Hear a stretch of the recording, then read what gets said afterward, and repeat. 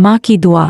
अस्सलाम अलैकुम वारहमतुल्लाह वबरकातुहू। आज मैं आपको एक निहायत प्यारी और दिल को छू लेने वाली कहानी सुनाने जा रही हूँ। ये कहानी है एक बेटे और इसकी माँ की दुआ की। एक गांव में एक गरीब लड़का रहता था।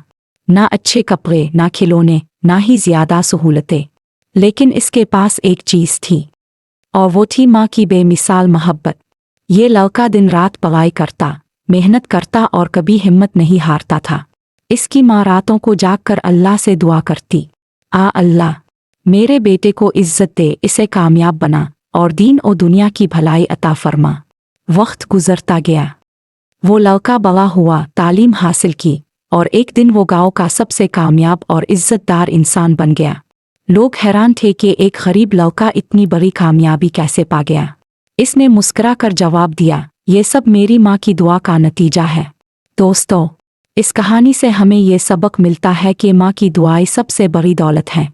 अगर हम अपनी माँ की खिदमत करें, उनकी इज्जत करें, तो अल्लाह हमारी ज़िंदगी को कामयाबियों से भर देता है। अगर आपको ये कहानी अच्छी लगी हो तो वीडियो को लाइक करें, कमेंट करें और मज़ीद प्यारी कहानियों के लिए हमारे चैनल को सब्सक्राइब करना ना भूलें। शुक्रिया।